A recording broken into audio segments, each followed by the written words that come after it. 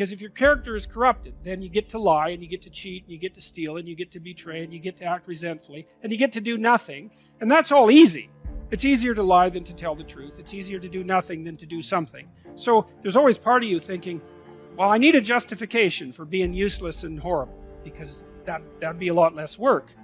And so then if something terrible comes along, you think, aha, that's just exactly the excuse that I was waiting for. And then out all that comes.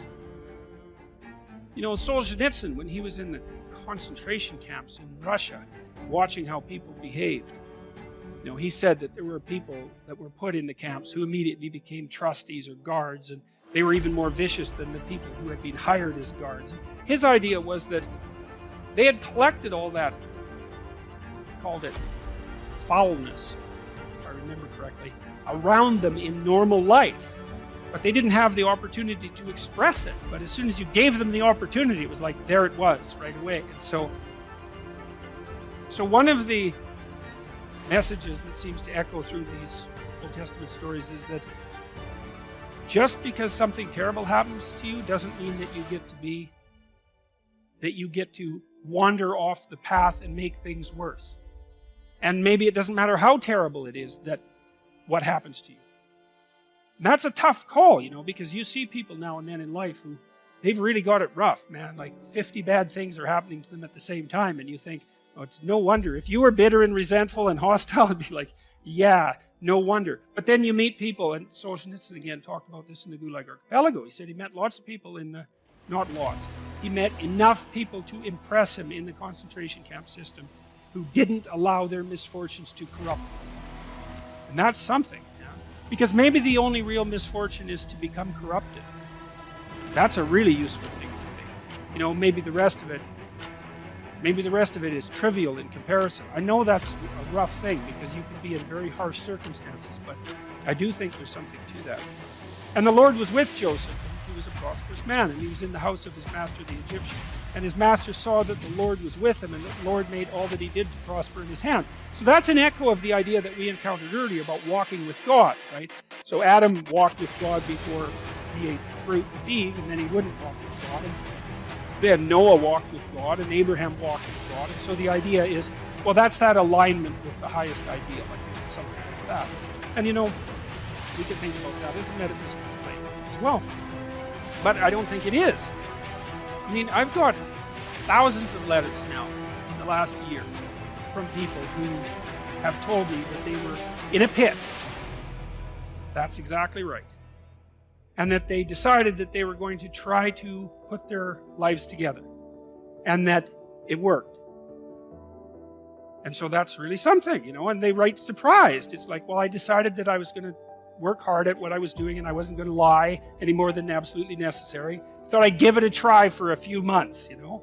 And all sorts of good things started to happen to me. It's like, maybe that's how the world works.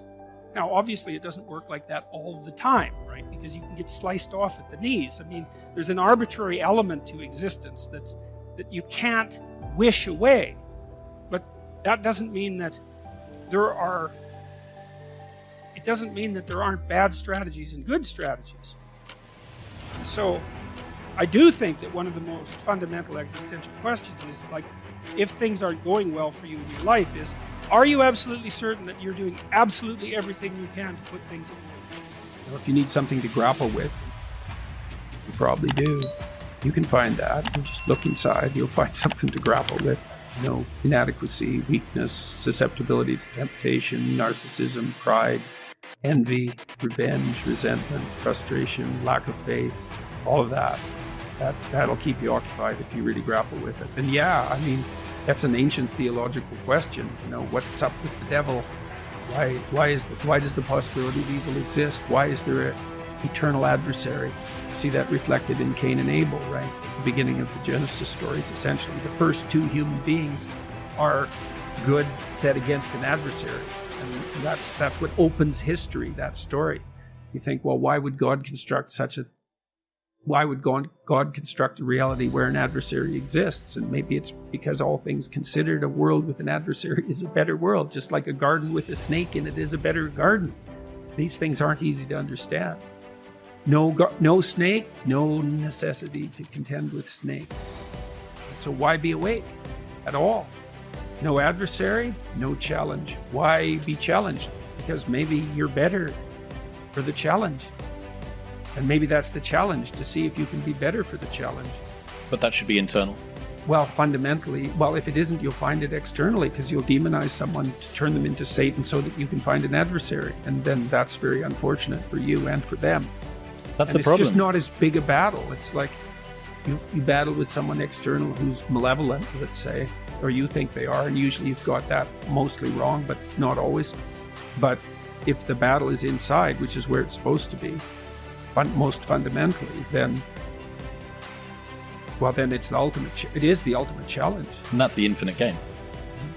And the external one is battle between good and evil on a playing field of chaos and order. It's the eternal game, and you can play that out in the external world. But part of what the religious enterprise is about, and the Christians have really contributed to this, is the notion that sacred battle is fundamentally spiritual, which is to say, in some sense, fundamentally psychological. It's to be fought on the battleground of the soul, internally.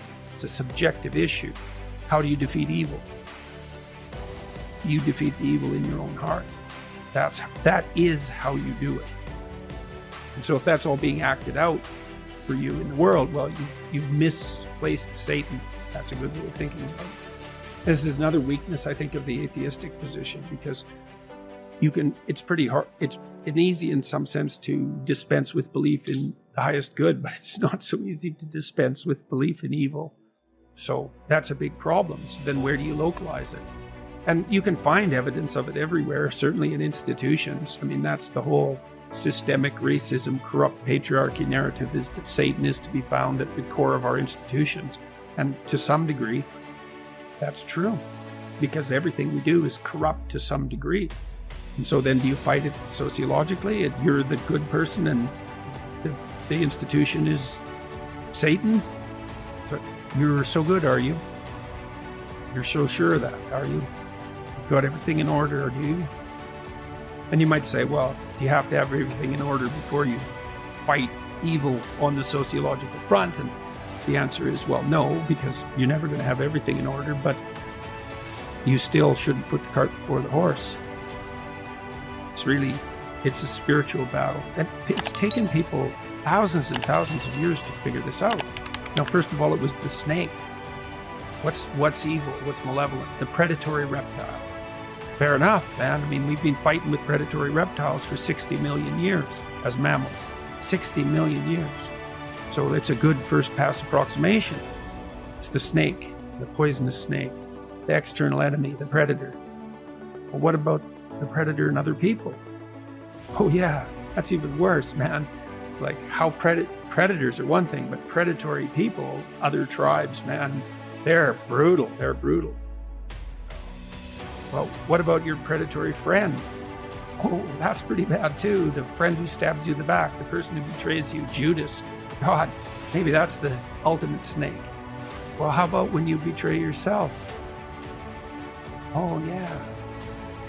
So you want to see, there's this association that's very strange that occurred in the development of Christian thought between the snake in the Garden of Eden and Satan. There's no indication in the original story that the snake has anything to do with the Lord of all evil. It's a very weird conclusion that's been drawn. It's almost extra biblical, because there's almost no mention of Satan in the Bible at all, much less any direct connection between the serpent and Satan. It's a very, very strange idea, but it's part of this psychologization of evil. Like, what's the ultimate predator? What's the ultimate predator? What's the enemy you harbor in your own heart who hates you? That's the ultimate predator. There's these images of Mary with her head in the stars and baby in her arms and her foot on a snake.